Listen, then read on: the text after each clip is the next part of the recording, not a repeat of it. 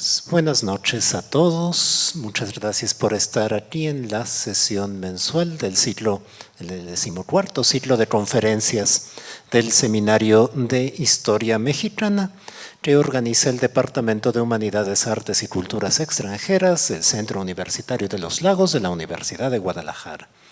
Y esta noche nuestro ciclo se engalana con la presencia de nuestra estimada colega, la doctora Irma Estela Guerra Márquez, de quien leo brevemente unas líneas de su currículum. Es licenciada en Lengua y Literatura Hispánicas y maestra en Letras por la Universidad Nacional Autónoma de México. Ambos grados los obtuvo con mención honorífica, con las tesis Las fábulas en la obra poética de José Rosas Moreno y De la prensa a la literatura, estudio de 2 publicaciones periódicas de José Rosas Moreno. Fue prestadora de servicio social en el Instituto de Investigaciones Filológicas de la UNAM, colaborando con la doctora Belén Clark de Lara en el rescate y publicación de las obras completas de Manuel Gutiérrez Nájera, y mientras cursó la maestría fue becaria del proyecto PAPIT, edición crítica, obras de José Tomás de Cuéllar, 1830-1893. Fue también becaria del Consejo Nacional de Ciencia y Tecnología, mientras realizó el doctorado en Ciencias Sociales en el Colegio de Michoacán.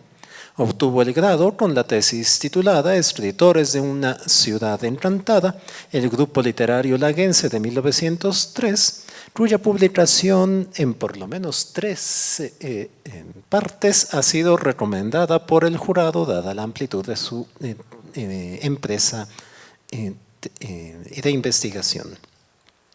Ha realizado actividades docentes en nivel medio y superior en diversas instituciones educativas de Guadalajara, la Ciudad de México y Lagos de Moreno desde 1987. Actualmente es profesora de este Centro Universitario de los Lagos de la Universidad de Guadalajara.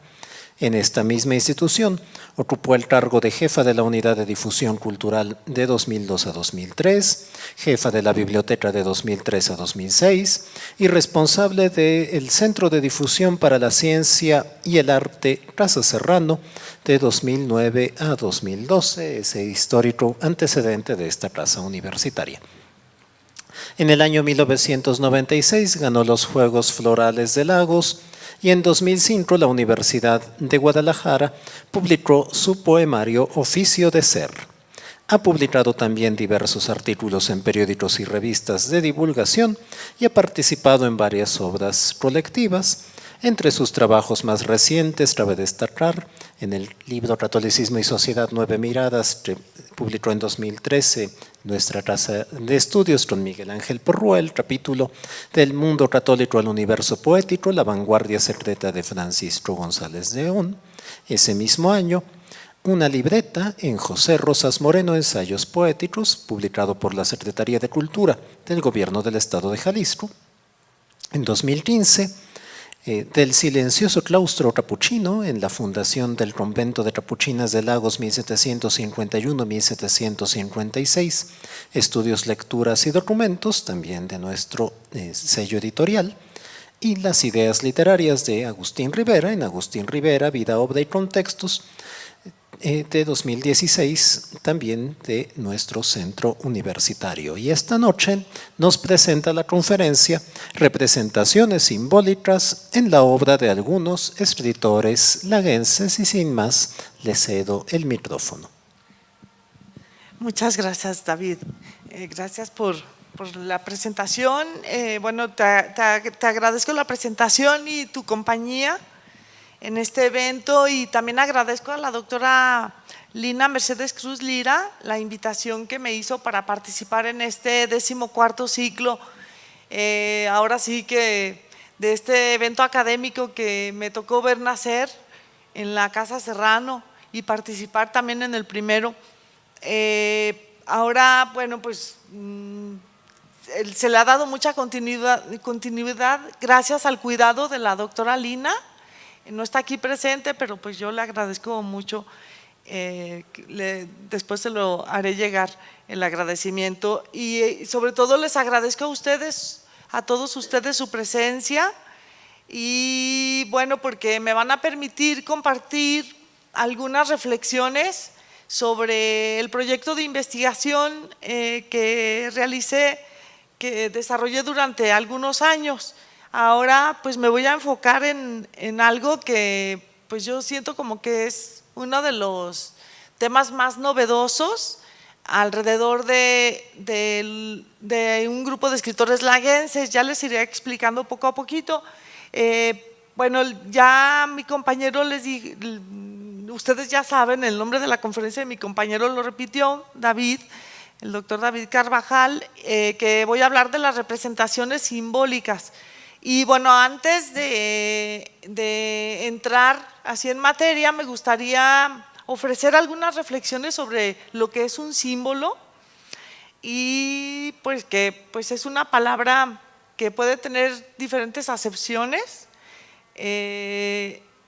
pero bueno, podríamos decir que un símbolo es algo, una palabra, un objeto, un sonido que sugiere o representa algo diferente, normalmente un concepto más complejo, mediante una asociación, una relación o una convención cultural. Y todo símbolo configura una representación de un acontecimiento o de un fenómeno dado. Hay símbolos que parecen tener un significado universal, pero en general los símbolos dependen de una cultura concreta que ha establecido la conexión entre el signo y lo que simboliza. Eso lo vamos a ver con algunos ejemplos de piezas literarias de las que voy a hablar de los laguenses. Y bueno, pues aunque algunos símbolos tienen un sentido más preciso y difundido que otros, los símbolos no tienen un significado absoluto, pues generalmente varían con el tiempo y en diversos contextos culturales. Y existen concepciones del símbolo desde diversos abordajes de las ciencias sociales y las humanidades. Se habla de los símbolos desde el campo de la sociología, desde los estudios culturales, desde la antropología, la filosofía, desde la lingüística. Y bueno, hoy les hablaré un poco de su función en la literatura. Y dada la dimensión connotativa del lenguaje literario, el símbolo juega un papel fundamental en la construcción de la obra literaria, independientemente del género en que se articule, pues los símbolos añaden profundidad al texto, conexiones intertextuales y proyecta la obra a niveles superiores de significación. Es una figura retórica. Ay, perdón, aquí, bueno, estas diapositivas ya no las fui pasando, pero son cosas, ideas de las que les estoy compartiendo, que el símbolo juega un papel fundamental en la construcción de la obra literaria. Y bueno, pues es una figura retórica o un tropo que consiste en utilizar un objeto real para referirse a algo espiritual o imaginario o simplemente para evocar otra realidad.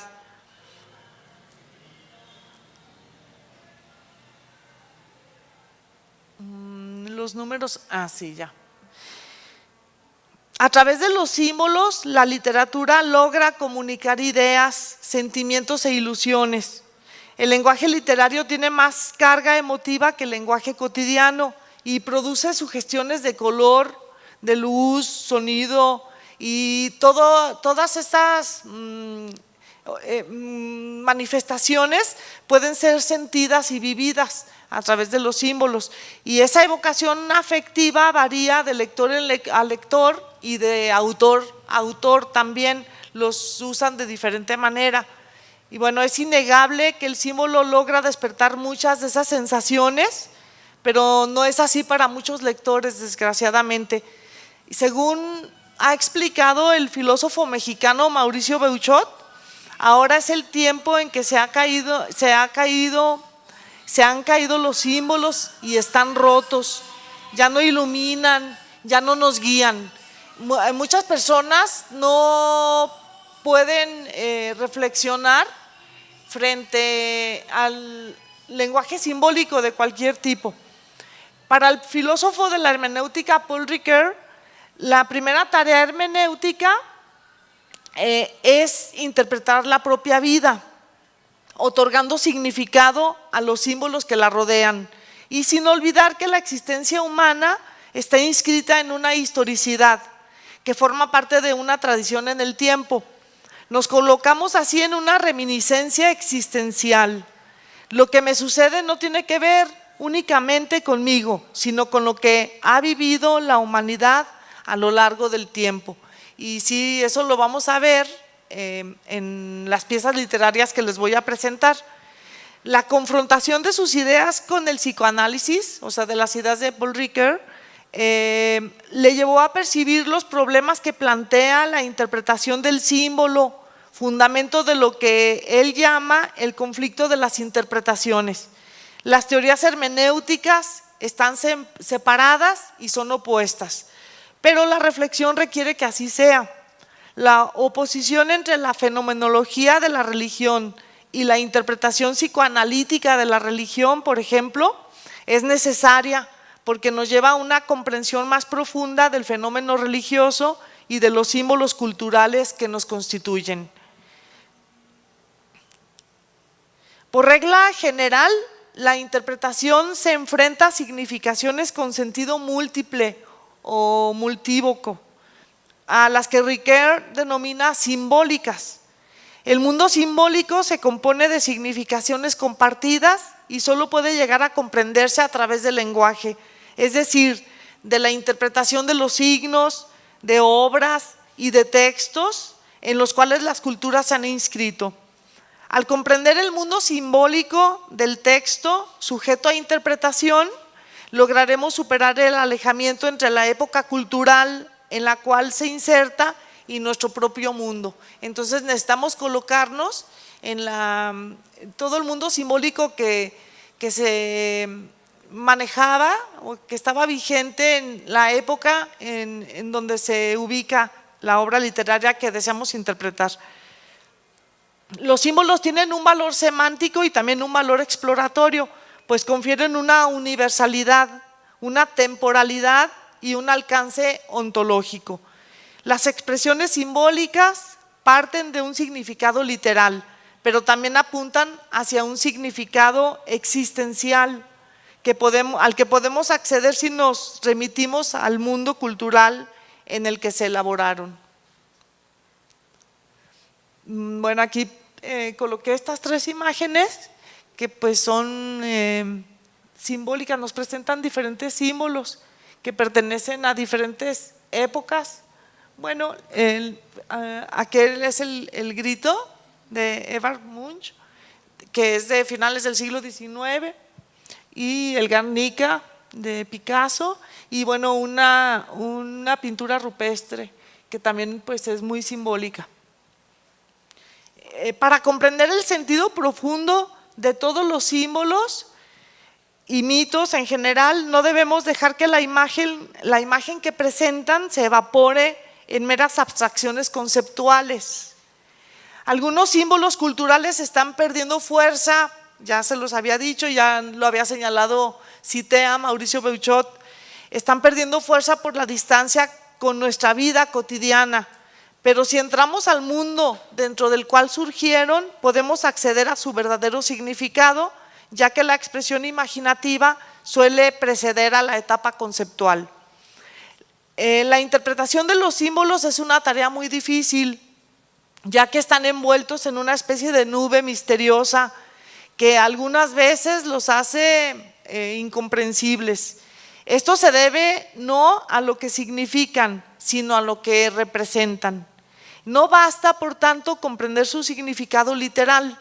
Los símbolos son instrumentos de comprensión e interpretación que intentan presentar lo inefable. Además, los símbolos pueden apuntar al pasado, al comprender las figuras arcaicas, o hacia el futuro, al asumir la posibilidad de representar nuevos significados. Por lo tanto, son regresivos y prospectivos a la vez. La interpretación tiene una historia que es un segmento de la tradición, pero esa tradición muere si no se renueva constantemente. El acervo cultural que se transmite es constantemente interpretado y renovado. Y bueno, parte del material que yo estudié, del que voy a estar haciendo referencia, se había quedado ya empolvado y no se había renovado, excepto en el caso de dos de los escritores más representativos del grupo del que les voy a hablar, que fueron Mariano Azuela y Francisco González León.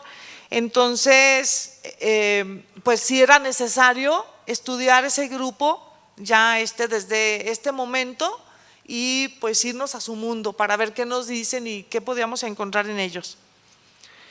Para comprender un texto debemos colocarnos en el campo semántico entonces en el cual fue dado ese texto. Ya es así como muy reiterativo esto. Entonces, pues nos vamos a trasladar a la época, sin olvidar tampoco nuestra época. Siempre dice Paul Ricoeur, bueno, dijo Paul Ricoeur, lo escribió, que el problema no son los textos, sino las interpretaciones que se han hecho de esos textos a lo largo de la historia. Por ejemplo, en textos así como muy polémicos, por ejemplo, pensemos en los textos bíblicos, o sea, han sido interpretados de diferente manera a lo largo de la historia y muchas veces las personas lo que conocen no son los textos, sino las interpretaciones de esos textos. Entonces hay que ir a las fuentes originales para poder interpretar desde nuestro momento todo esto.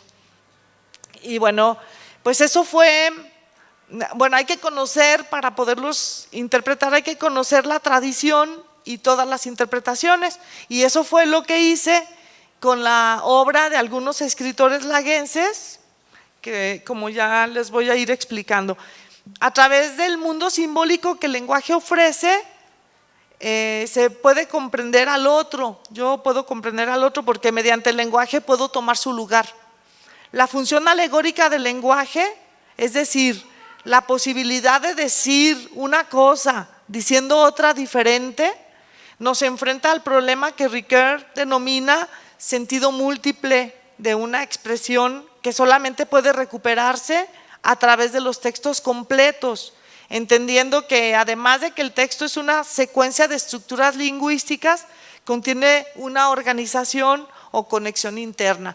Y fíjense que ese es el problema con los libros de texto gratuito, es lo que yo veo, que ofrecen fragmentos de obras literarias y entonces los pequeños lectores, los niños de primaria o de secundaria también, pues no comprenden lo que les está mostrando ese texto, lo que les está diciendo, lo que les transmite, lo que les comunica, porque no lo leen completo.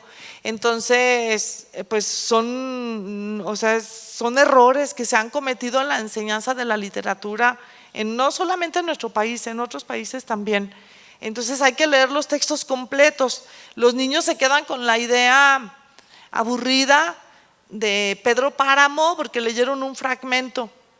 Es una novela muy simbólica, por cierto, de Juan Rulfo, y pues no la pueden comprender. Entonces, más que una promoción de la lectura, es una vacuna contra la lectura, poner a los niños a leer así de manera fragmentaria. Entonces mejor hay que buscar textos adecuados para cada momento de la vida del lector y no leer solamente esos fragmentos. La poesía no presenta tanto ese problema porque pues son piezas, sí, algunas que cortas, algunas, no todas. Pero fíjense que cuando lee uno, por ejemplo, toda la obra de un escritor, se van descubriendo propuestas y estructuras que si se lee solamente una o dos novelas no se pueden comprender. Por ejemplo, con Mariano Azuela sucede que él es conocido sobre todo por su novela Los de Abajo, es la que casi todos los lectores conocen y no se puede comprender lo que él estaba tratando de hacer porque él tenía un proyecto como escritor de largo alcance porque no se conocen las otras obras. Entonces se tiene que leer todo completo Mariano Azuela para poder profundizar en esa propuesta que tuvo. Bueno, Ricoeur define símbolo como cualquier estructura de significación, entonces ya se los dije. Y en esa estructura, el significado directo, primario y literal designa además otro significado que es indirecto, secundario y figurativo y que puede ser aprendido solo a través del primero. Desde esta perspectiva, el simbolismo es posible porque se mueve en una realidad no lingüística. Lo que se deriva de esto se muestra y oculta en los efectos de sentido denominados síntomas, sueños, mitos, ideales, ilusiones. La interpretación es la labor del pensamiento que consiste en descifrar el significado oculto en el significado aparente, en desdoblar los niveles de significado implícitos en el sentido literal. Desvelar el doble significado constituye el campo de la hermenéutica. Ese doble significado trasciende el nivel de la semántica y se dirige a la realidad extralingüística, a la referencia del lenguaje sobre la existencia, y el simbolismo, posibilita la apertura del lenguaje a esa otra realidad. Vemos así como Paul Ricoeur propone pasar de la interpretación de símbolos a la interpretación de textos, sin olvidar el sentido ontológico de la tarea hermenéutica. Para Paul Ricoeur, la primera tarea hermenéutica es interpretar la propia existencia. Entonces, ya cuando se interpreta la propia existencia, se puede interpretar otros textos, otras cuestiones, porque se pueden anclar con esa interpretación que hicimos, existencial. Entonces, bueno, pues la hermenéutica interpreta todas las formas simbólicas en el texto, las oníricas, las cósmicas, las poéticas, y también determina la constitución semántica, o sea, todos los significados posibles, y eso se puede hacer analizando las figuras retóricas y los tropos, como la metáfora, la alegoría, el símil, entre otras cosas, entre otras figuras, y pues haciendo esto vamos a lograr penetrar en el sentido profundo del texto, solamente así. Entonces, la literatura interpretada y comprendida de esta manera nos permite aprender nuestro propio ser y el de los otros.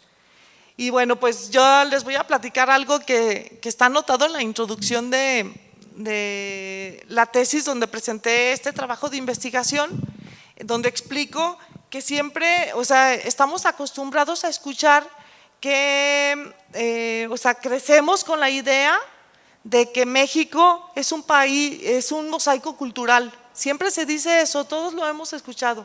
Nuestro país es un mosaico cultural, México es un país multicultural, pero poco o nada comprendemos acerca del significado y las implicaciones de esa realidad. El desconocimiento y el consiguiente rechazo de la otredad se manifiestan de diferentes maneras,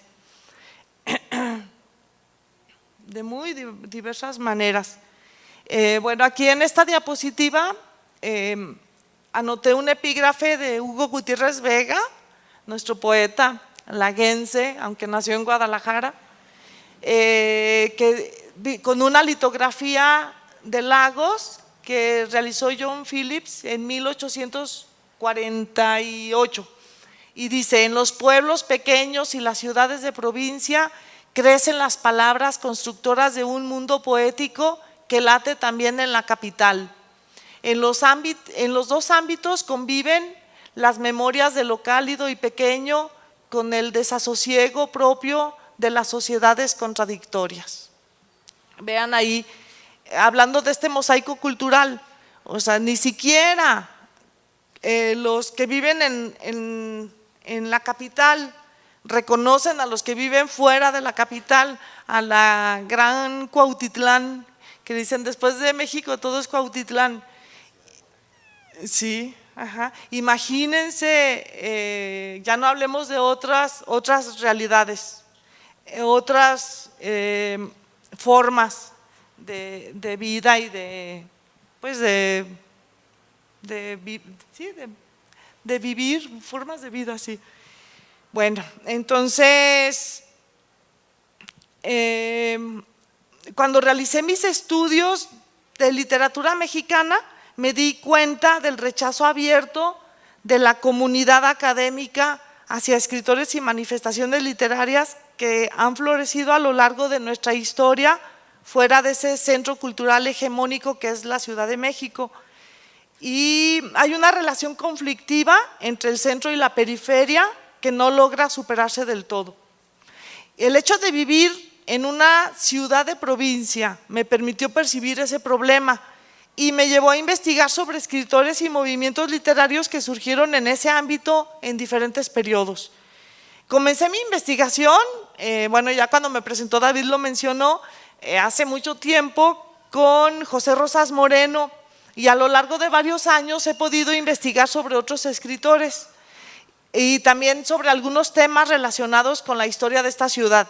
Así me di cuenta de la persistente función de Lagos como espacio de actividades literarias, de las que emergen autores y obras que figuraron en diversos momentos a lo largo de su historia.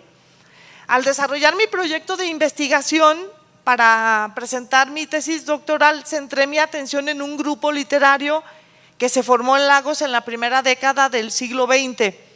Y dada la relación tan estrecha y especial que vislumbré entre estos escritores y Lagos, titulé mi proyecto como Escritores de una ciudad encantada, el grupo literario laguense de 1903.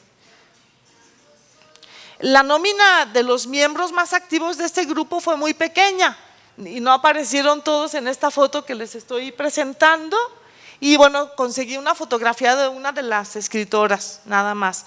Pero los miembros fueron Antonio Moreno Lloviedo, Francisco González León, Mariano Azuela, José Becerra, Bernardo Reina, Dolores Amador, Rosa Gómez de Lomelí, Juana Merino, Francisco Guerrero Ramírez, Gabriel López Arce, Lauro Gallardo y por un periodo de tiempo en el cual radicó en Lagos, Rafael de Alba. Pero bueno, solamente dos de ellos llegaron a ser escritores muy reconocidos, el novelista Mariano Azuela y el poeta Francisco González León. Bueno, pues yo quise conocerlos, conocer su mundo y el mundo que estaban creando en su obra.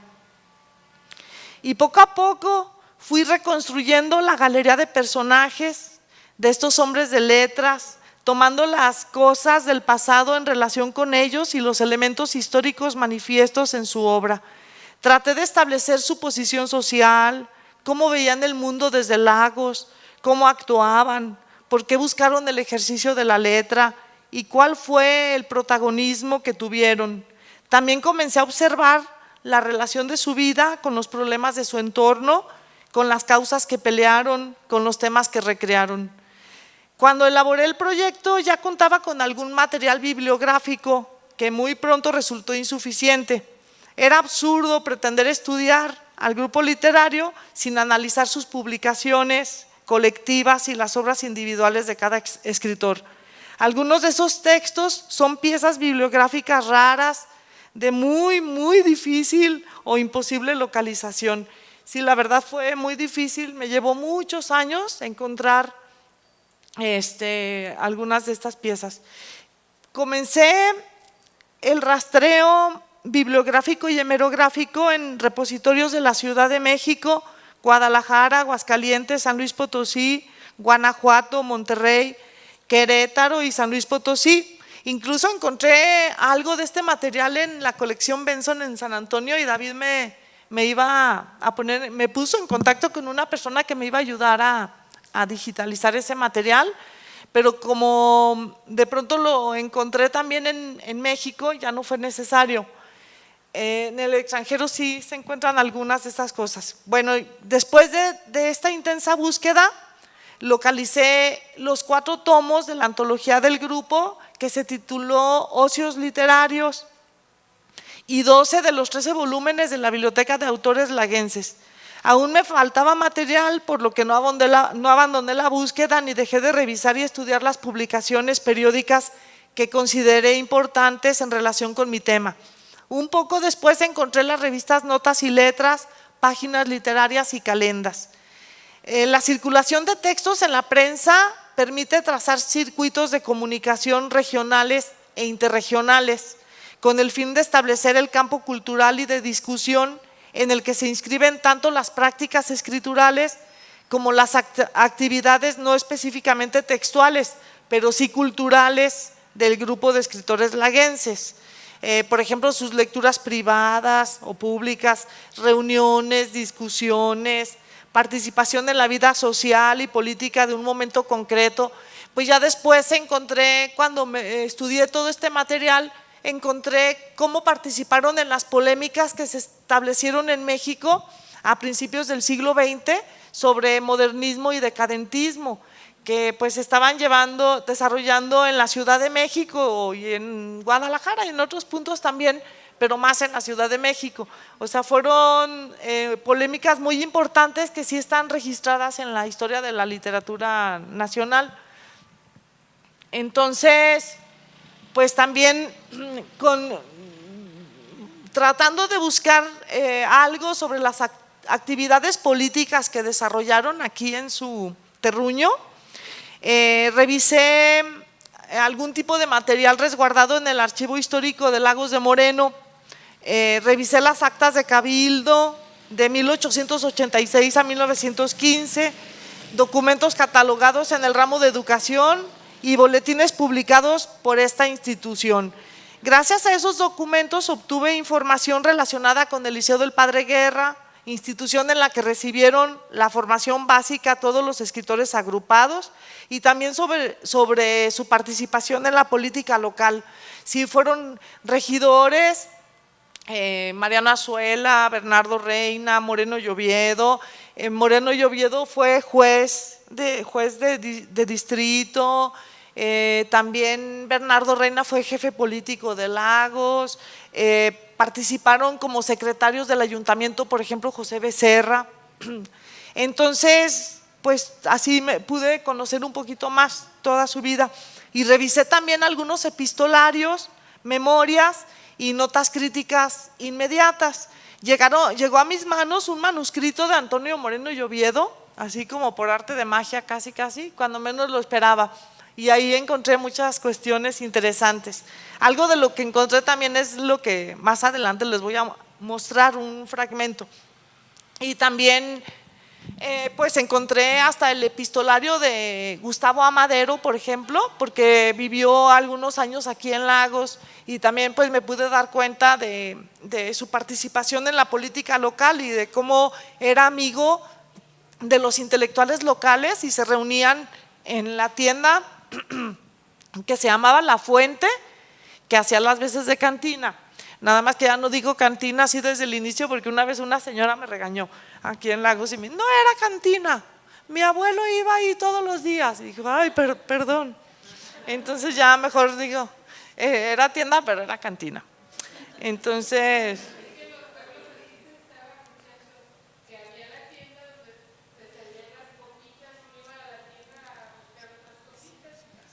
Sí, bueno, al identificar los contenidos y mensajes que encierran las obras literarias del corpus que pude reunir, las vivencias que plasman, el lenguaje que utilizan, los símbolos, mitos, analogías, temas, preocupaciones, ideas en relación con su marco histórico-social, fui descubriendo su propuesta estética.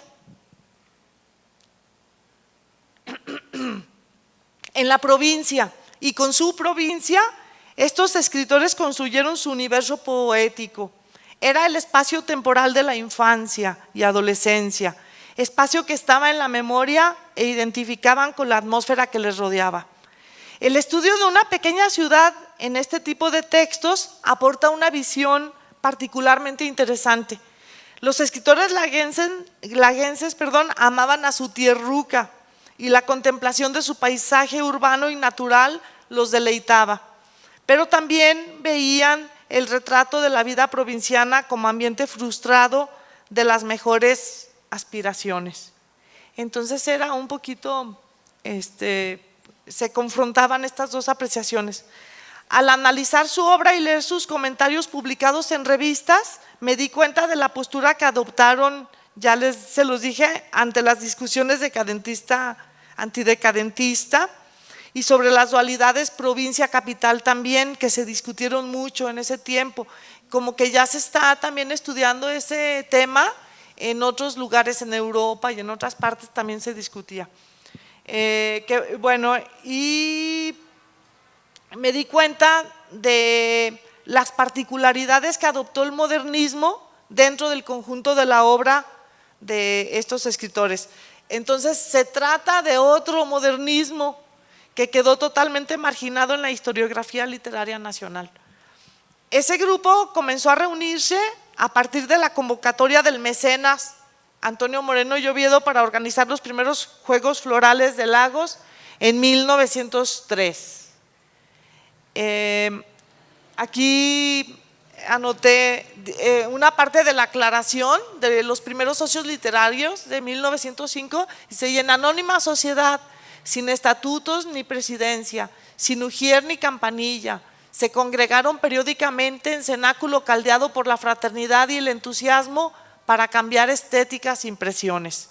Esta es la aclaración con la que presentaron su primera antología. Y aquí se describió el perfil del grupo literario en palabras que denotan cómo se concebían a sí mismos y que dejan asomar su postura estética. Bueno, este es solamente un fragmento, pero para explicar su relación, por ejemplo, en esa aclaración hicieron referencia al enlace de los átomos para cuajar los duros cristales del diamante o las fragilidades de un sedimento. Un diamante, la más preciosa de las piedras, nombre rodeado de un amplio simbolismo desde la antigüedad, relacionado siempre con la unión, la perfección, la resistencia y la pureza. Y el sedimento es un material en movimiento que no ha logrado su estabilidad física completa y puede ser desplazado por fuerzas naturales. Este concepto suele utilizarse en sentido figurado para hacer referencia a los restos que quedan de algo ya pasado o terminado. Así, entonces, si interpretamos este simbolismo, los escritores de Lagos establecieron una analogía entre su agrupación y estos dos fenómenos físicos, pues en una ciudad reconocida por sus aportaciones culturales, pero que en ese momento estaba en plena decadencia. Ellos se habían unido para lograr perfeccionar su arte mediante la pureza del lenguaje y asumiendo una gran resistencia ante la crítica destructiva, porque eran escritores que estaban en proceso de formación y su carrera literaria podría truncarse ante la amenaza de esos ataques. La crítica en ese tiempo era muy cruel y sí destruyeron a muchos escritores jóvenes. Entonces ellos fueron refractarios ante esa crítica. Bueno, entonces ya me he referido a los Juegos Florales de aquí de Lagos. Bueno, pues el poema Pleito Homenaje de Francisco González León se llevó las primeras palmas, aunque el autor no asistió al evento para recibir el premio. El suyo fue un poema de 243 versos de arte menor, divididos en 16 estrofas de versos octosílabos y tetrasílabos y rima consonante combinados libremente. Este poema ha resultado muy extraño a algunos críticos, por ejemplo Allen Phillips, que estudió a Ramón López Velarde y a Francisco González León, publicó un libro que se llama así, Francisco González León, el poeta de Lagos, y Ernesto Flores, que publicó el libro que se llama Poesía de Francisco González León, en el Fondo de Cultura Económica. Ellos pues lo estudiaron muy a fondo a Francisco González León y para ellos el poema resultaba muy extraño. Y bueno, sí, les resultó extraño porque nos remite al mundo medieval y parece que es un halago para algunas bellas mujeres. Entonces sonaba así como hasta un poco anacrónico, porque estaba haciendo referencia a ese mundo medieval, a las cortes. Pero si reflexionamos sobre algunos símbolos que utilizó, podemos encontrar el sentido profundo del texto. En esta pieza poética, el autor estableció una analogía entre el certamen literario y las cortes medievales. Y bueno, como yo conozco la simbología que se maneja aquí en esta ciudad, pues inmediatamente encontré la relación de un símbolo que está en la primera estrofa con lo que trataba de comunicar el poeta. Dice esta primera parte del poema: al torreón en donde vivo, entre viejas remembranzas, al torreón en donde guardo ceniceros de esperanzas, ha llegado la noticia de las justas que arreglara la nobleza, ofreciendo regio trono a la belleza. Entonces, bueno, aquí utilizó el poeta símbolos y metáforas para establecer esa analogía.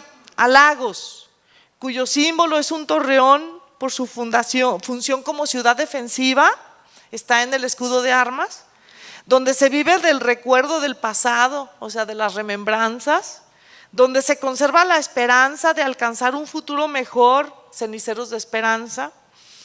Ha llegado la noticia de una justa organizada por la élite intelectual, simbolizada por la nobleza, para colocar a la poesía. Para los simbolistas, el objeto de la poesía era la belleza, en un regio trono, en un lugar de suprema jerarquía. En otros versos se refirió a otros elementos y situaciones que se presentaron al organizar el certamen literario y participar en él. Por ejemplo, un verso dice: un heraldo es quien la anuncia, o sea, ese heraldo fue Moreno y Oviedo. Fue a la casa de González León a decirle que participara en el certamen y lo invitó a organizar el evento. Desgajó con su trompeta los silencios de mi estancia, o sea, con su anuncio para convocar al concurso le arrancó el silencio y escribió entonces algo para participar.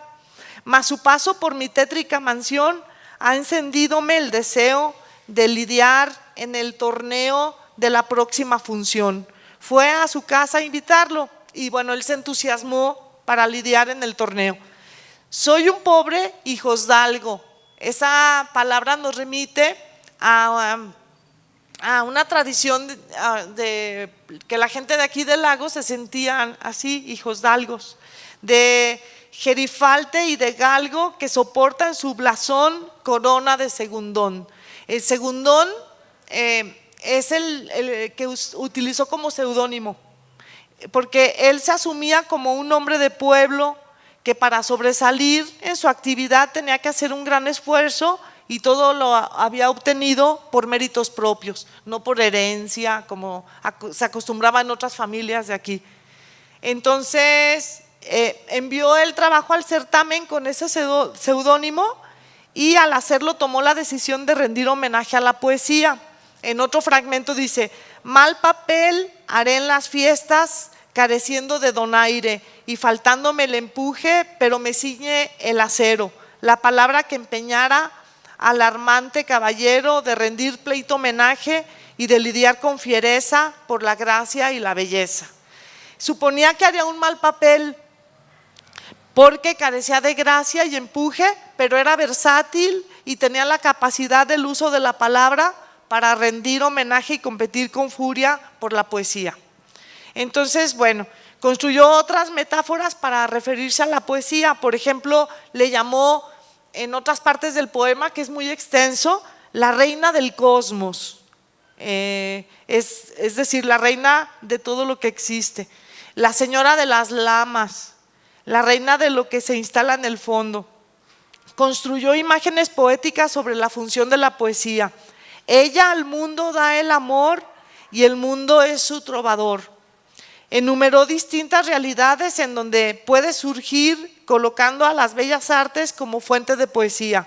El perdón al enemigo, el perfume de las flores, por ejemplo, el coruscar de las gemas, las sonatas de Beethoven, las Madonas de Murillo, de Shakespeare y Hugo el plectro, los mármoles de Canova, la misma sed de infinito que el alma arrebata y lleva entre nubes de tristura, sus notas que en coro cantan una estrofa a la hermosura. O sea, no eran mujeres, era la poesía a la que le estaba cantando. En este primer poema conocido de Francisco González León, se puede observar el uso de la ironía en el último verso, porque dice la refriega, que cierra la penúltima estrofa en la que hizo referencia a las bases que se establecieron para el torneo literario y que el presidente de la mesa directiva se aseguró de que se cumplieran con todo rigor desde el inicio del combate. Un rey de armas se presenta, se coloca en el centro de la arena, en bélico clarín toca, luego al estrado se llega, anunciando que principia la refriega.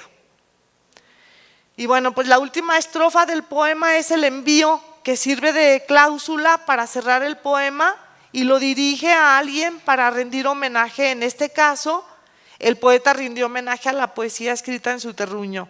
Oh, bellezas de mi tierra, le dijo así a los que escribían, pues. Entonces, bueno, ahí está el periódico donde se publicó el certamen, los resultados del certamen. No alcanzo a ver la fecha, pero es de unos días después. No se alcanza a ver muy bien. El corresponsal del Correo de Jalisco emitió su opinión sobre el poema de González León diciendo lo siguiente, cito: la versificación es de impresiones íntimas y de razonamientos ingeniosos. Empleó el poeta apreciado un metro difícil y raro, haciendo una verdadera revolución del modernismo, pero del decadente. Aquí termina la cita. En el conjunto de su obra poética, este autor utilizó diferentes combinaciones métricas, construyendo desde versos tetrasílabos hasta versos octonarios, utilizando tanto la rima asonante como la consonante, que les voy a preguntar en el examen. Es notable el simbolismo que utilizó en la construcción de las imágenes poéticas, y también en sus cuentos podemos encontrar este simbolismo y estas imágenes. Tiene, por ejemplo, un cuento que se titula Gasparín. Los cuentos de él no se conocen, no se han reeditado, y encontré varios cuentos. Tiene un cuento que se llama Gasparín, por ejemplo, en el que se hace referencia al santo patrono de Lagos, San Sebastián, que fue el primer patrono de la villa de Santa María de los Lagos. Y está muy interesante, la verdad, ese cuento, muy, muy bonito. Y bueno, pues entonces vamos a continuar. Ya voy a cambiar de escritor, ahora voy a hablar un poquito, o sea, de algo de Mariano Azuela, para que ustedes puedan apreciar también la riqueza simbólica de su obra. En 1908, Mariano Azuela publicó el mayor número de piezas literarias de corta extensión. Había publicado un año antes su primera novela aquí en Lagos, María Luisa.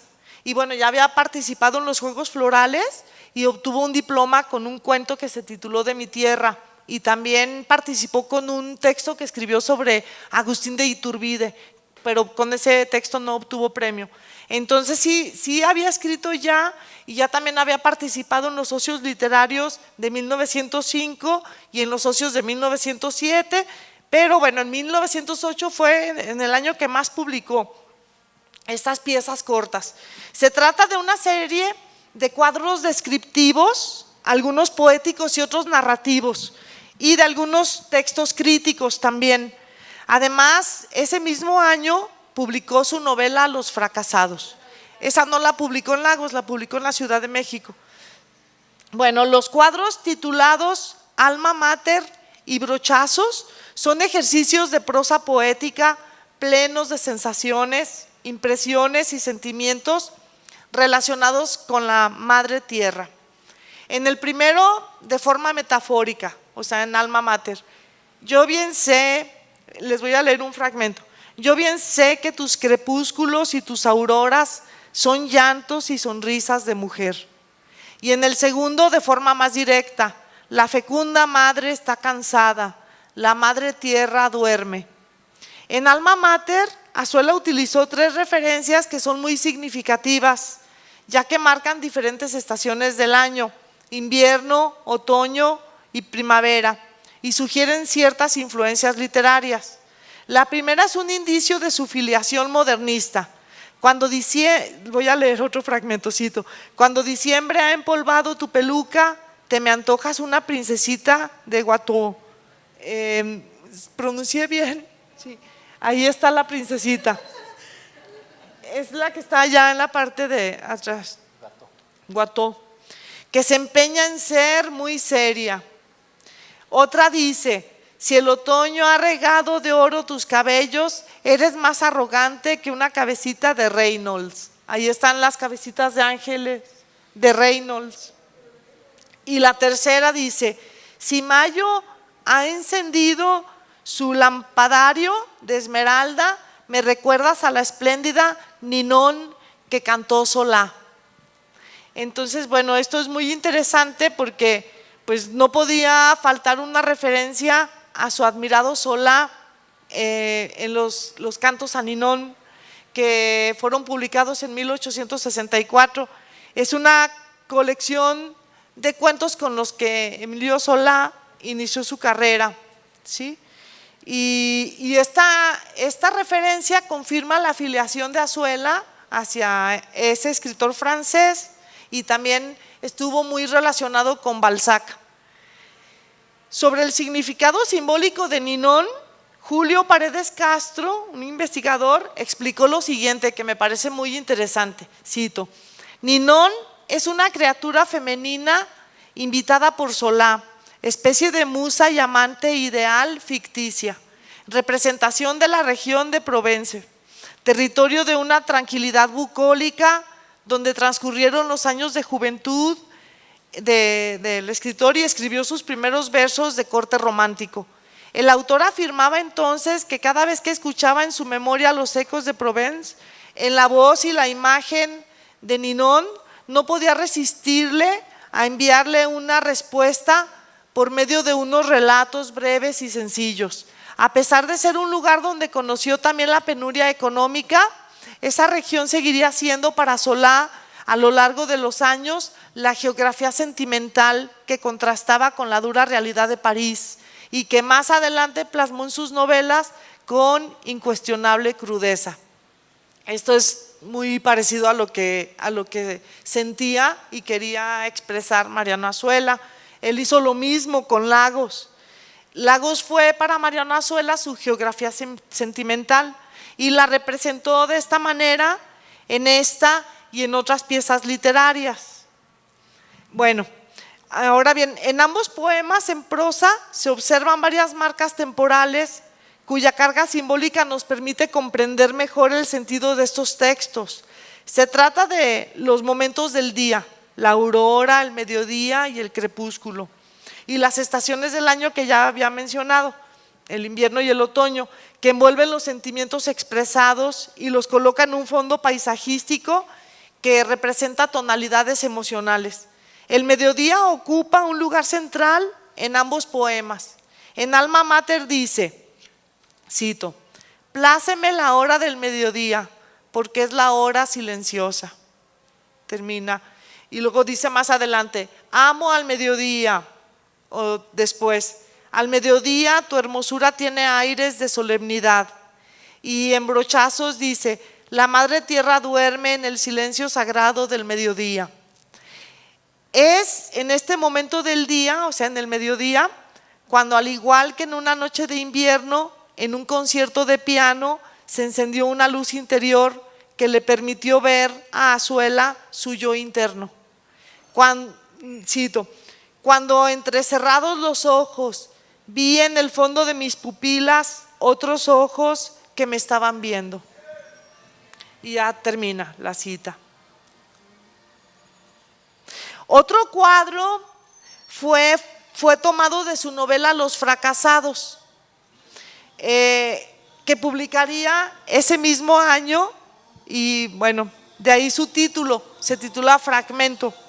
Se trata de un texto en prosa en el cual el narrador omnisciente describió la perspectiva del pueblo ficticio de Álamos, que era Lagos en realidad, desde la cúspide de una colina, como si el protagonista de la novela, el licenciado Reséndez, estuviera contemplando ese panorama en un libro de la historia de un fracaso. Resaltó la belleza del templo parroquial, una obra de arte que Azuela comparó con la diosa Ceres. Bueno, pues en el panteón romano, Ceres era la diosa de la agricultura, las cosechas y la fecundidad. La palabra Ceres es de origen indoeuropeo y significa crecer, crear.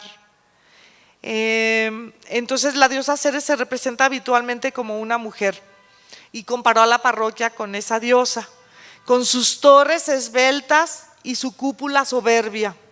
Contrasta frente a ella lo que se levanta a sus pies, que su personaje percibía con pobreza y fealdad: los portales de la plaza de armas, capuchinas, la fábrica de hilados y tejidos, la Victoria, que son elementos urbanos de Lagos. O sea, por eso, aunque se llama Álamos, pues hay referentes a Lagos.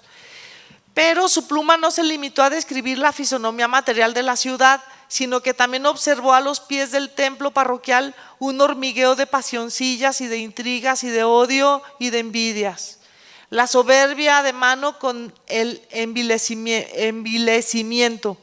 Todas esas pasiones humanas frente a los ideales perseguidos, lo infinito, lo imposible, simbolizado por la gran altura de la parroquia, un legado artístico escribió Azuela, una generación extinta que todavía podía legar al mundo una prueba más de ese prodigio de transformar ideas y ensueños imposibles en bloques de granito.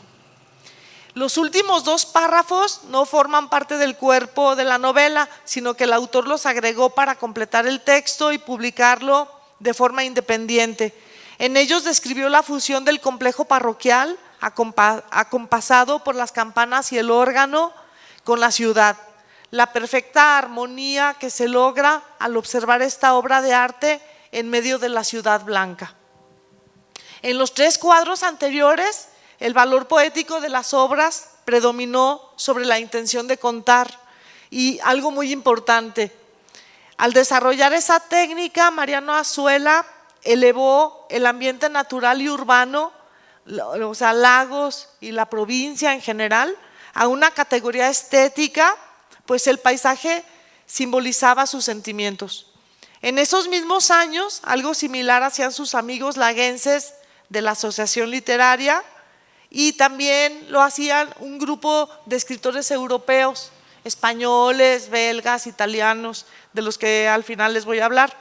Y bueno, pues en la poesía, ya eso fue lo que quería mostrarles de Mariano Azuela, pero hay mucho más. O sea, hay un simbolismo muy, muy fuerte en sus obras, sobre todo de la primera época. Bueno, no, en todas hay simbolismo, pero es sensacional la obra de Mariano Azuela. Toda. No se quede nada más con los de abajo. Les recomiendo que lean otras obras. Bueno, ahora me voy a referir a Antonio Moreno y Oviedo, el mecenas del grupo, porque también podemos encontrar un rico simbolismo en su poesía. En su adolescencia y primera juventud vivió los excesos de la vida estudiantil de Guadalajara. Caminaba por el centro, escuchaba las serenatas de la plaza, iba a la Fama Italiana, asistía al teatro, a las zarzuelas. Él se había ido a la ciudad de Guadalajara a estudiar Derecho. En esos años escribió un poema muy íntimo a la actriz Josefina Flores en la noche de su beneficio en el Teatro Degollado el 16 de febrero de 1881. Yo sé tu historia bien, sé los secretos que has confiado a tu almohada, conozco por qué tiemblas cuando duermes, por qué crees en fantasmas. Por eso, al encontrarte, Josefina, tan enferma y tan pálida, tan sola en tu dolor y en tu abandono, te he llamado mi hermana. La actitud de Moreno y Oviedo hacia la actriz fue fraterna e identificó su situación con la fatalidad de su propio destino, una actitud propia de la bohemia de la época. Escribió 2 poemas que guardó celosamente y nunca publicó, pero pues yo los encontré en su manuscrito. Perdón. En una orgía, uno se titula En una orgía y está fechado el 26 de septiembre de 1882. Voy a leer solo un fragmento. Dadme vino, más vino, brindar quiero y que mi brindis sea la carcajada, el adiós con que ahora me despido de mis sueños, mi amor y mi esperanza y a la vez el saludo para el mundo que convida al placer y a la algazara. Bueno, pero tampoco en ese ambiente encontró la felicidad, pues después de tanta diversión y éxtasis, comprendió que aquellos besos de color de infierno se compraban. Así lo expresó en el poema inédito Después de una orgía, fechado el 5 de julio de 1883. O sea, que andaba de… A eso se refería usted con los excesos. Con los excesos, sí. Voy a leer un fragmento del poema. Aún me siento abrazado por el fuego de ardorosas pupilas y 100 besos de amor y de lujuria en mi boca aún palpitan. Yo apuraba sediento grandes vasos donde el licor hervía y a su influjo benéfico mi alma sentíase movida a olvidar para siempre sus ensueños, sus ansias infinitas y a trocar por los éxtasis del cielo la emoción convulsiva de la materia que afanosa quiere verse reproducida. En estos versos se refleja la lucha que sostuvo cuando se dejó envolver por el ambiente bohemio que consideró como una amenaza que lo empujaba a abandonar sus ideales. Veía a la mujer como la fuerza que lo seducía y lo arrastraba. Y no solo en este poema, en muchos de los que escribió Moreno y Oviedo, antes y después de estos, se descubre la imagen simbólica de la mujer separada entre la mujer angelical del romanticismo, que está aquí abajo, y la femme fatale, la mujer fatal, finisecular. Se trata de las, que es la que está ahí arriba, se trata de las dos representaciones de la mujer en la literatura y en todo el arte de esa época. La primera, una mujer pálida, inocente, fantasmal, de aspecto frágil, enfermizo, envuelta en una nube de misterio y sumida en una profunda tristeza. La segunda, aquella bella mujer llena de vanidad y orgullo, que solamente con su mirada arrastra a los hombres a todos los vicios y perversiones, pues domina su voluntad y lo incita al mal, con una actitud de absoluta frialdad. Las mujeres descritas en los poemas de Moreno y Oviedo encajan en estos dos perfiles. Hay un contraste. También eso es pues muy simbólico. Y bueno, uno de los poemas de Moreno y Oviedo fue emblemático para el grupo. El poeta lo escribió en su etapa de madurez, en 1903, pero lo pulió durante muchos años. Se cuentan 8 versiones diferentes de él con el título Tarde Nublosa y 2 más bajo el título Me ve la tarde. 7 de ellas fueron publicadas en las revistas, antología y obras individuales, y 3 se conservaron inéditas en su manuscrito. Las 2 primeras versiones de este poema fueron dedicadas a José Becerra. Se los voy a leer el poema. Dice: me ve la tarde con sus ojos grises, yo la contemplo lleno de tristeza. Sin luchar nos hacemos luego presa y mezclamos al fin nuestros barnices. Mis pensamientos, como codornices que turban de repente la maleza, muy pronto se convierten en pavesa. Me ve la tarde con sus ojos grises. Avanza sin crepúsculo la noche, los murciélagos rondan en mi estancia. Abre la flor del ángel luz su broche y siento bienestar con su fragancia. Desciende la llovizna con la noche y rondan los murciélagos mi estancia. El gris tuvo un simbolismo especial para los modernistas, que asociaron los colores con impresiones y sensaciones. Para ellos el paisaje era color y el gris expresaba la fatiga de los sentidos, como se puede apreciar en este poema. En una de las versiones inéditas lo señaló directamente en la segunda estrofa. Surgen mis pensamientos sin matices, inconstantes, velados, con pereza, y se confunden luego en la pereza de la plomiza tarde sin matices. Se trata de un soneto que en su momento fue comentado por Ramón López Velarde en el Regional de Guadalajara, cuando recibió el tomo 3 de los Ocios Literarios, o sea, el de 1909. Escribió López Velarde lo siguiente, cito: el atardecer vespertino es doliente, la aldea ilusoria, que diría Martínez Sierra, está embrujada. El viento bate las puertas y el ángelus suena con campanadas mefistotélicas. Las mozas a la reja tienen el rostro compungido de las amadas de los célebres poetas platónicos. Pero Moreno y Oviedo, embaído en el alma del crepúsculo, se desentiende de las criaturas femeninas para abismarse en la contemplación del cielo, montañas y valle, y para decir con belleza modernista, me ve la tarde con sus ojos grises.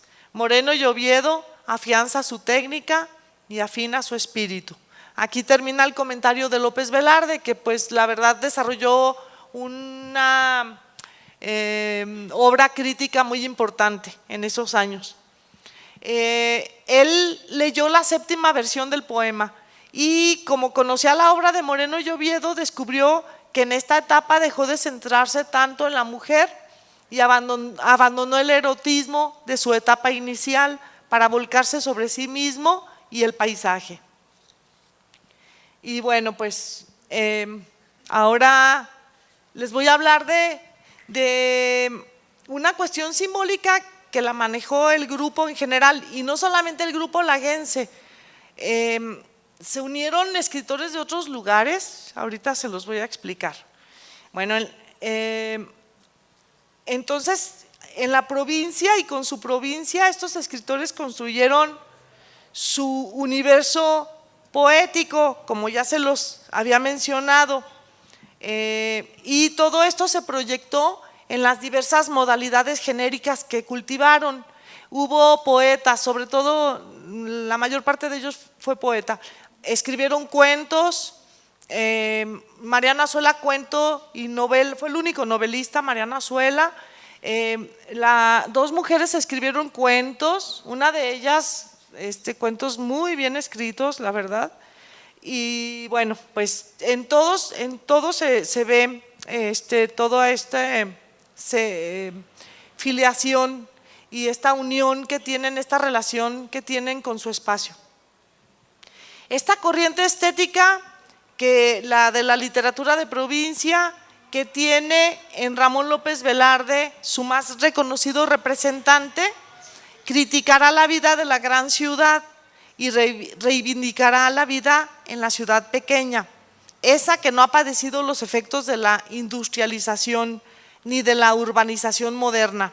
Una ciudad espiritual, arcaica, sometida a las viejas tradiciones religiosas, poblada de ecos coloniales y lugar ideal para dialogar consigo mismo. Ustedes han leído el poema que está escrito en el monumento, en el pequeño monumento a Francisco González León, la escultura. Atrás está el poema que se llama Diálogo, que dice: los mismos sitios y las mismas casas, días como tirados a cordel, tan lisos y tan sin detalles, isócrona la vida y monótono el latir del corazón. El propio sol adormilado y yerto, echado como un perro junto al huerto, los mismos sitios y las mismas casas, y la campana de hoy que es la de ayer, y ha de ser la campana de mañana, la eterna catecúmena campana, llamando a los idénticos oficios. Senectud del monástico mutismo de una vieja ciudad puesta en catálogo y la lentitud de un diálogo consigo mismo. Eso es lo que ellos estaban tratando de hacer. Entonces, Jerez, Zacatecas lo fue para López Velarde, Lagos para González León y para sus compañeros del grupo. Bueno, interesa recordar, aquí nos dicen, escribió Allen Phillips, superada la etapa modernista y rechazadas las extravagancias de sus primeros libros, la indudable importancia que tuvo sobre él, o sea, sobre González León, una corriente literaria de fuente francesa y española que buscaba su inspiración en la provincia. Más adelante insistiremos en cómo aquella corriente influyó en la primera orientación de ambos poetas, o sea, de Ramón López Velarde y Francisco González León. Bueno, esa relación entre estos dos poetas ha sido muy discutida por diferentes críticos e historiadores de la literatura mexicana. Y bueno, pues yo creo que más que corriente o escuela, se trataba de una modalidad importante de la estética simbolista europea de fin de siglo, que configuró el tópico denominado la ciudad muerta, un ámbito artístico marginal identificado con la provincia. George Rodenbach desató esta moda literaria a la que se unieron varios autores como Andrés González Blanco, Gabriel de Annunzio, Francis James, Antonio Machado, Azorín, Pío Baroja, Valle Inclán, entre otros. Escritores con los que los laguenses encontraron una fuerte afinidad estética. Aquí está. La recreación de Lagos como una ciudad muerta se puede advertir en las constantes referencias reales al espacio, transformadas por su valor histórico y simbólico, que se observan en las obras literarias de estos escritores. Todos ellos representan el ideal de la vida retirada, de contemplación y de historicismo que planteaba Rodenbach en Bruges le Mort, Brujas la Muerta, y también el fervor religioso, las campanas, los cirios, el reloj, todo envuelto en un tono gris, y la identificación de personajes con el paisaje que marca estados de ánimo. No solamente González León siguió estos modelos, también lo hicieron sus compañeros del grupo bohemio de Lagos, incluso Azuela, sobre todo en las descripciones poéticas ambientales a las que me referí, que corresponden a su primera etapa. Y bueno, como lo señaló Adalbert Dessau, un investigador alemán, que escribió un libro excelente que se llama La literatura de la Revolución Mexicana, algo así. Escribió: sin la menor duda, Azuela conocía a todos estos posibles modelos. Ellos le dieron bueno, ya se termina la cita. Ellos le dieron un sentido nuevo y original al tema de la provincia mediante un tratamiento literario en sus diversas modalidades, como ya les dije. Entonces, no se limitaron a describir, no eran simples descripciones, sino que aprendieron el alma de la ciudad, indagaron todos sus secretos y transmitieron las sensaciones que en ámbitos urbanos semejantes se experimentaban en el periodo finisecular.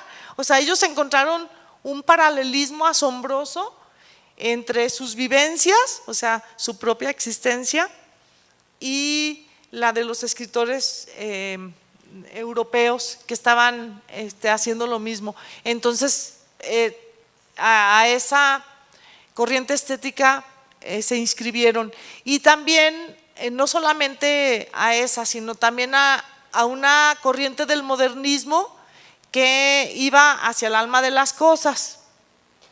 Y bueno, pues aquí vemos, no sé si alcancen a apreciar las palomas volando en esta fotografía.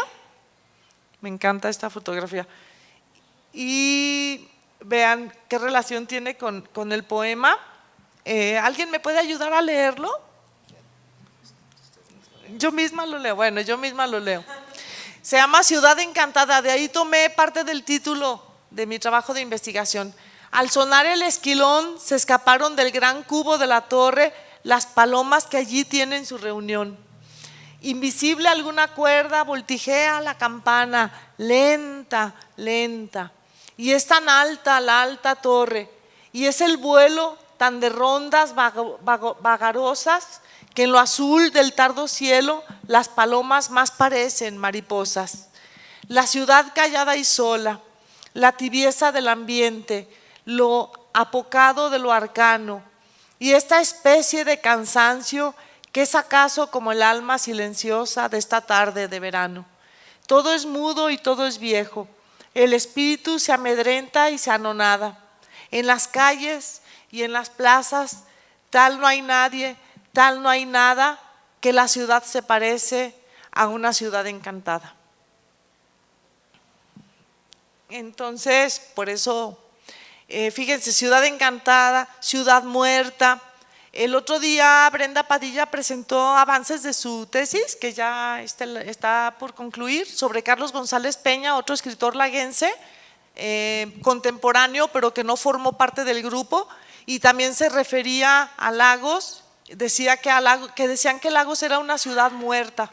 Entonces sí, esta corriente, este símbolo de las ciudades muertas se identificó muy bien con la provincia y fue propio de la época finisecular.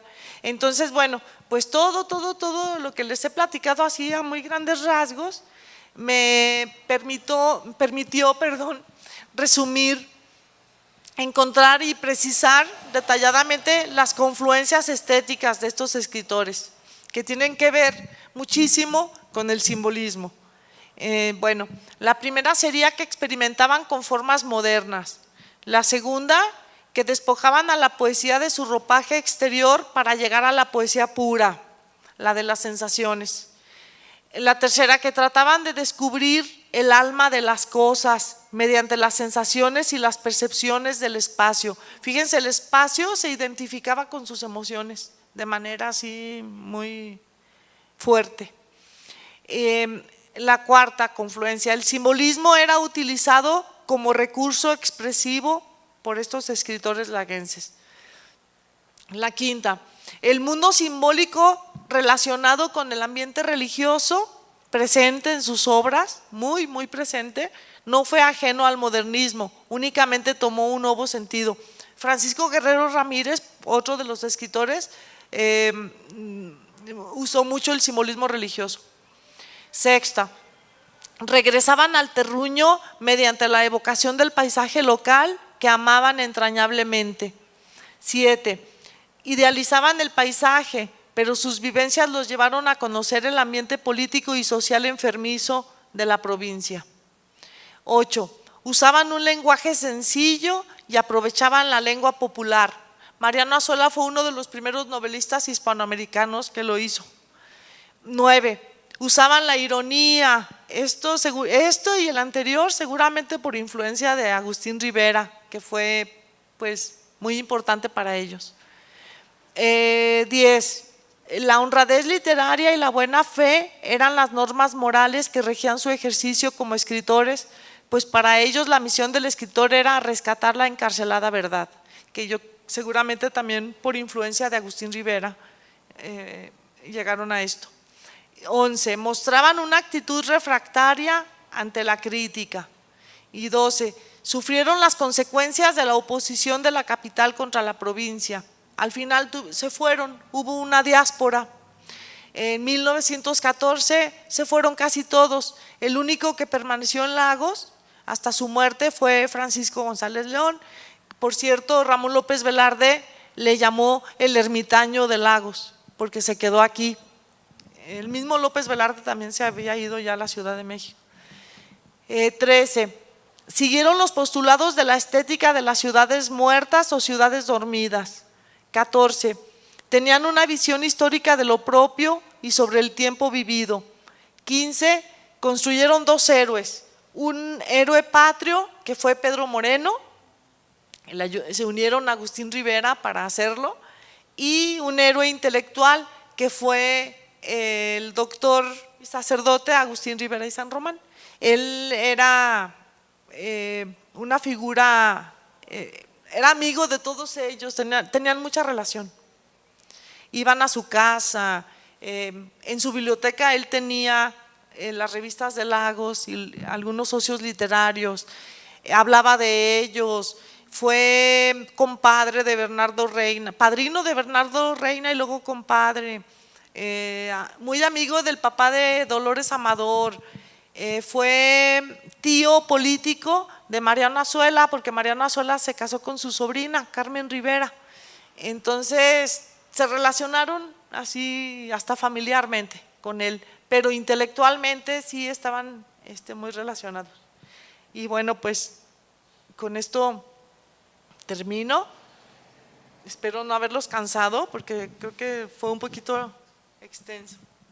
Muchas gracias por su atención.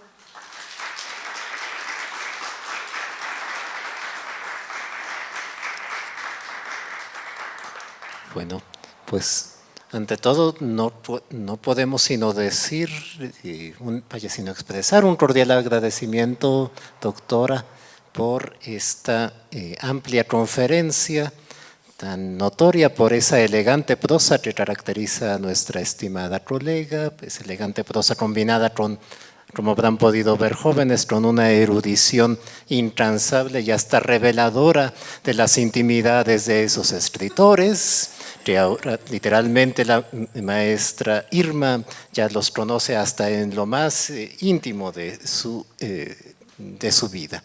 Y desde luego siempre aderezada, por eso decía yo que no podía sino leer ustedes el poema de la ciudad encantada, porque pues el aderezo que usted siempre pone a sus trabajos, de esos poemas recitados de memoria, que estoy seguro cautivan a sus estudiantes. Bueno, me toca simplemente en realidad pasar la palabra a quienes gusten hacer preguntas, comentarios, así que no sé si entre el público habrá alguien. Paul.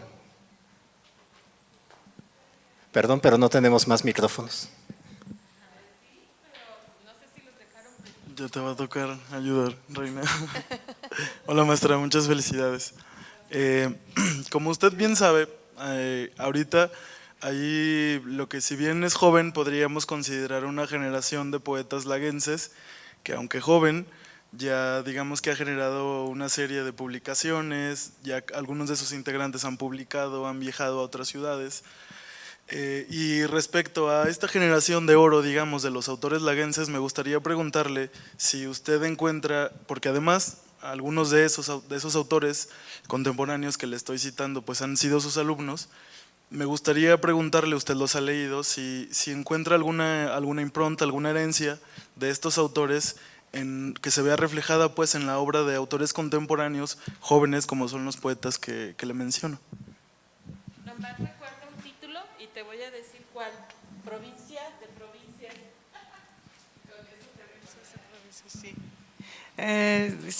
Sí, Paul, sí encuentro en Román y en Román Villalobos, Román Villalobos y pues he leído, de hecho en Pieza de Paso yo encontré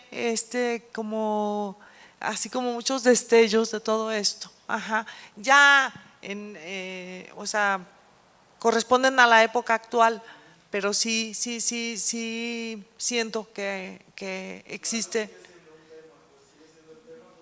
Sí, aunque lo callado y ay, ve, ya lo estamos perdiendo. Yo por eso me enojo tanto con esos ruidos callejeros.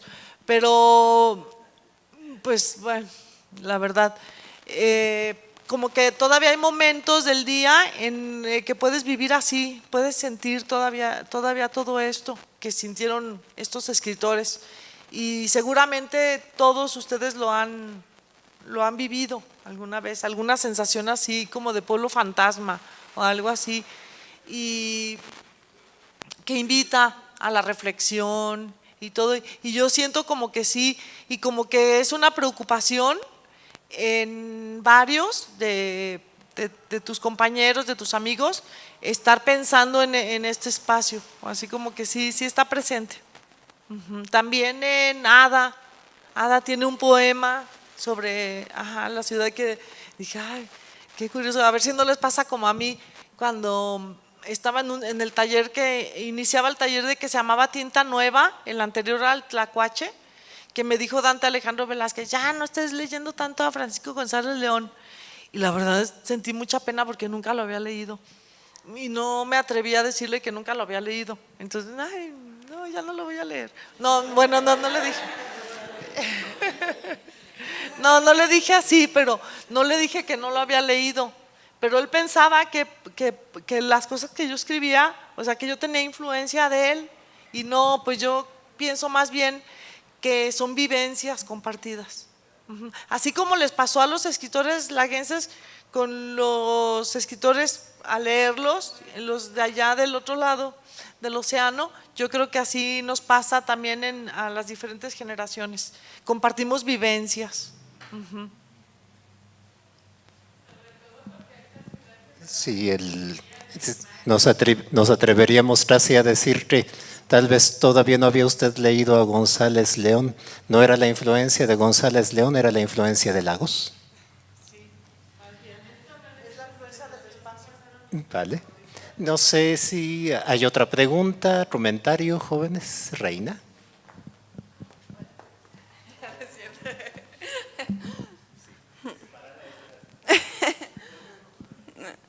Maestra, yo me he acercado gracias a usted a esa historia de los poetas, de este grupo de poetas que enaltecieron y sepultaron y se alejaron de Lagos de Moreno. Yo le pregunto ahora de este momento, es decir, de esta relación que tienen las personas que viven en Lagos de Moreno con los círculos de poesía, pero de aquel entonces, es decir, de inicios del 1900. ¿Hay algún dato sobre cómo era que se llevaba a cabo esta relación entre el pueblo y los círculos de poetas? Mencionaba usted acerca de las lecturas en privado, de las reuniones que tenían, de las lecturas que tenían en privado, pero ¿cómo era esta interacción con la comunidad? ¿Hubo una interacción o quedó nula? ¿Qué fue lo que pasó? Sí, qué interesante. Es difícil así conocer muchos detalles porque no hay tantos documentos como uno quisiera, pero bueno, sí, en las novelas sí se reflejan cosas y había una relación al principio como de los jóvenes que regresaban a estudiar de Guadalajara es que estaba aquí el Liceo del Padre Guerra, pero los estudios que se realizaban ahí no tenían validez oficial, fue hasta 1892 cuando tuvieron validez oficial, entonces se tenían que ir a otro lugar a terminar el liceo, se iban por lo regular al Liceo de Varones de Guadalajara y después pues ya estudiaban, seguían alguna carrera entonces cuando regresaban se fueron a Guadalajara, a México, a Estados Unidos, algunos laguenses, no de este grupo, o sea, en general de los contemporáneos, y también algunos a Europa. Por ejemplo, el constructor del Teatro Rosas Moreno y de la Casa Montecristo, Primitivo Serrano, se fue a estudiar a Europa, era ingeniero. Entonces regresaban aquí a Lagos y se aburrían. Entonces empezaron a juntarse con el grupo de los farautes, que se confunde con este otro grupo. Este grupo es diferente de los farautes, y hacían bromas pesadas a la gente con los chismes que escuchaban de las casas, y hacían pasquines y así como que hacían mucha fiesta y asustaban a la gente. La gente creía a la gente que eran espiritistas porque se sabían los chismes, pero le daban dinero a la servidumbre para que les platicaran lo que pasaba. Y entonces una vez se pusieron unos cucuruchos y se fueron a sesionar al Camposanto para asustar más a la gente, y se reían muchísimo hasta que la gente se empezó a dar cuenta, la población en general, y se unieron a la festividad y ya como que todos participaban de esos juegos que hacían. Hacían también bailes de fantasía. En las revistas me di cuenta de cómo sí interactuaban con la sociedad, porque viene una reseña de un baile de fantasía parecido a los bailes de máscaras, eran de máscaras o de fantasía, que toda la gente iba disfrazada y se hacían en el Teatro Rosas Moreno. Entonces está la reseña, creo que la escribió Bernardo Reina, aparece sin firma, pero por el estilo me parece que fue Bernardo Reina. Y entonces él está platicando con un pianista que se llamaba Carlos Lozano, que era hijo del gerente del Banco de México, que se abrió en ese tiempo, en esos años aquí en Lagos, una sucursal, y habla de todos los que asistieron. Ay, mira, viene fulanito, y perenganita, mira, viene disfrazado de arlequín, y hay fotografías de esos bailes, algunas fotografías, he visto 2. Entonces sí, andaban ahí. Mira, ahí va Lola Amador, su compañera del grupo, la mencionó, y está bailando fulanito con perenganita. También mencionaban a las parejitas que se hacían. Y también en las veladas que se hicieron en la casa de Agustín Rivera, bueno, pues platica que les dio copitas de Jerez. Entonces sí, asistían también a las fiestas de Pedro Moreno, a la entrega de premios del Liceo del Padre Guerra. De hecho, eran maestros, varios de ellos en el Liceo del Padre Guerra, y después fueron directivos del liceo. Moreno y Oviedo fue patrón, director del patronato, y González León fue secretario también. Y ahí ellos organizaban las fiestas, también los invitaban, pero como que no les gustaba mucho a los actos cívicos. Entonces mejor dejaban que fuera don Celestino González, que era el poeta del pueblo, al que invitaban más, pero no era poeta verdadero, era un versificador, de esos versificadores folclóricos, que recuerdo que pues la gente se empezó a burlar mucho de él, porque pues decía muchos disparates en forma de verso. Entonces publicaron un libro que se llamó Los dislates de don Celestino, y ahí cuando se dio cuenta don Celestino que se burlaban de él en un acto cívico, dicen que dijo los versos: y si a alguien no le cuadra mi patriótica elocuencia, que vaya y tizne a su madre y viva la independencia. Es que eso sí me hace mucha gracia. Se divertían todo el... Tenemos que dejar pendiente la siguiente conferencia en la que nos contará con todos estos detalles las sociabilidades y sociedad en general de Lagos de Moreno del Porfiriato, maestra, que además usted nos la representa con un lujo de detalle que casi parece representación directa. No sé si hay alguna otra pregunta antes de que terminemos, Aarón.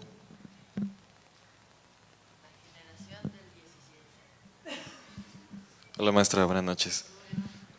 Usted hablaba de que existía un Lagos de Moreno que se definía como una ciudad fantasma, una ciudad maravillosa, una ciudad encantadora, y prácticamente la poesía versaba sobre desentrañar esa ciudad, ¿no? Yo le pregunto ahora, si usted cree que exista un Lagos de Moreno distinto, o un Lagos de Moreno del que no se ha hablado literariamente ahora.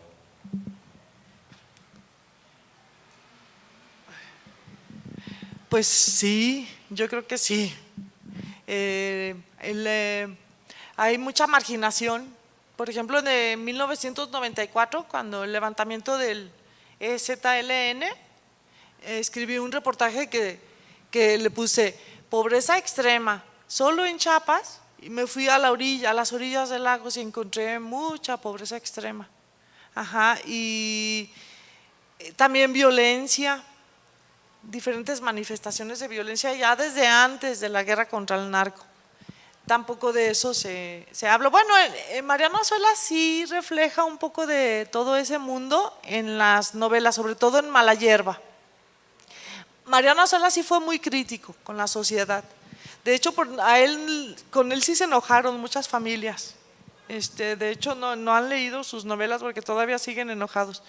Entonces, pero sí falta, también pues todo lo del siglo XX, lo de las décadas de 70, 60 y todo eso sí. Y algunas manifestaciones ideológicas como muy soterradas y cerradas también, tampoco se han reflejado.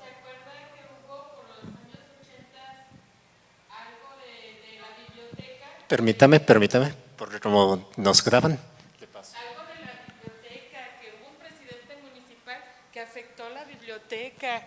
De esas cosas no se han hablado, ¿verdad que no? De un presidente municipal que creo que le dio chicharrón a varios de los libros de la cuestión laguense que ya se tenían. No recuerdo quién dijeron porque no estoy muy enterada, pero a mí me llamó la atención que le diera chicharrón a la cuestión de la biblioteca y aparte del archivo histórico. No sé qué presidente fue, pero sí escuché, y fue por los años 80 por ahí. Sí ha habido, y no solamente libros de las bibliotecas perdidas, había varias bibliotecas en Lagos que sí se perdieron. Bueno, también muchas rencillas entre familias, y bueno, algo que yo siento que todavía falta escribir más sobre esto, que hay una pugna entre diferentes grupos sociales, una pugna muy fuerte, hay mucho resentimiento social, la verdad, y de eso casi no se ha escrito. ¿Alguien más? Bueno, simplemente por la hora, sencillamente por eso debemos de terminar, si no podríamos seguir escuchando a la maestra Irma Guerra el resto de la noche. Así que procedo muy brevemente a entregarle, como es costumbre de este ciclo de conferencias, la constancia que otorga el Departamento de Humanidades, Artes y Culturas Extranjeras, el 14º ciclo de conferencias del Seminario de Historia Mexicana del Cuerpo Académico Cultura y Sociedad, UDGCA 731, a la doctora Irma Estela Guerra Márquez por haber impartido la conferencia Representaciones simbólicas en la obra de algunos escritores laguenses el 29 de noviembre de 2017. Muchas gracias, maestra.